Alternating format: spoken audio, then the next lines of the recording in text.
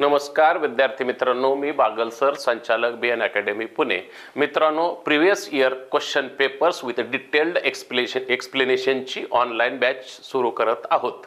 मित्रांनो, ह्या बॅचमध्ये आयोगाच्या मागील प्रश्नपत्रिकांचं सखोल स्पष्टीकरण करण्यात येणार आहे.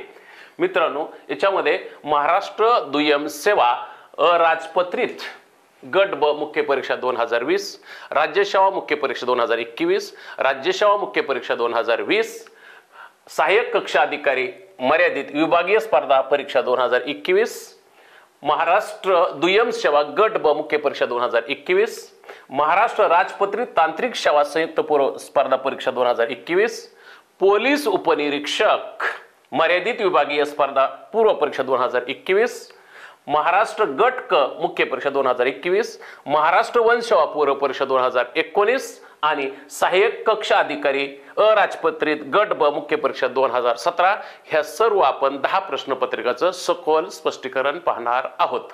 मित्रांनो, बरेचसे विद्यार्थी टॉपिक वाईज अभ्यास करतात आणि टॉपिक वाईज अभ्यास करत असताना त्या टॉपिक वाईज अभ्यास करत असताना अभ्यास सोपा जातो करण्यासाठी.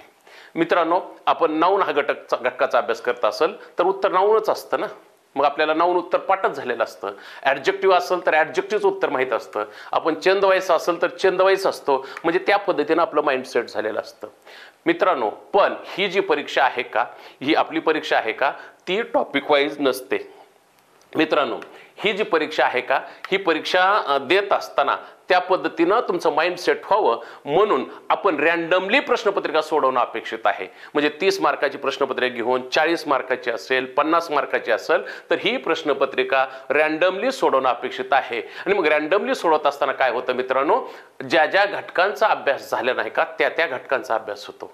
आणि टॉपिक वाईज मध्ये काय होतं मित्रांनो, टॉपिक वाईज मध्ये जे जे घटक माहीत आहेत त्या त्याच घटकांचा अभ्यास होतो. पण प्रश्नपत्रिका रँडमली सोडवत असताना कुठल्या कुठल्या घटकांचा अभ्यास झालेला नाही हे आपल्याला कळून येतं. आणि दुसरा मुद्दा मित्रांनो, याच्यामध्ये रँडमली प्रश्नपत्रिका सोडवत असताना प्रश्न असे एका टॉपिकवरचे नसतात, वेगवेगळ्या टॉपिकवरचे आलेले असतात आणि तो प्रश्न कुठल्या घटकावरचा आहे हे ओळखता आलं पाहिजे.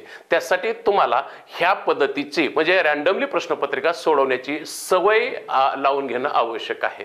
मित्रांनो, तुम्ही एक लक्षात ठेवा, तुम्ही आजपर्यंत कुठल्या नोट्समधून इंग्लिशचा अभ्यास केलेला आहे, कुठल्या पुस्तकातून इंग्लिशचा अभ्यास केलेला आहे, कुठला क्लास इंग्लिशसाठी लावलेला आहे, ह्या सर्व गोष्टी गौण आहेत. आपल्याला अभ्यास झाल्यानंतर शेवटी आपल्याला प्रश्नपत्रिका सुटली नंतर आपल्याला लक्षात येतं की हे पुस्तक योग्य आहे का, हे नोट्स योग्य आहे का, हा क्लास योग्य आहे का. हे कधी कळतं मित्रांनो, ज्यावेळेस आपण रँडमली प्रश्नपत्रिका सोडवतो. आणि रँडमली प्रश्नपत्रिका सोडवत असताना ज्यावेळेस आपल्याला कळतं की हा प्रश्न कुठल्या घटकावरचा आहे. कारण चूज द करेक्ट सेंटेन्स आलेलं असतं, तिथं दिलं असतं. चेंज द वाईस असं कधी दिलेलं नसतं. पण ज्यावेळेस चूज द करेक्ट सेंटेन्स असते, point out the word sentence आलेलं असतं, त्यावेळेस आपल्याला तो प्रश्न कुठल्या घटकावरचा आहे कळणं म्हणजे आपण त्या विषयाचा अप्लाइड अभ्यास करणं होय. तर मित्रांनो, ह्या पद्धतीने तुमचा अभ्यास करणं आवश्यक आहे.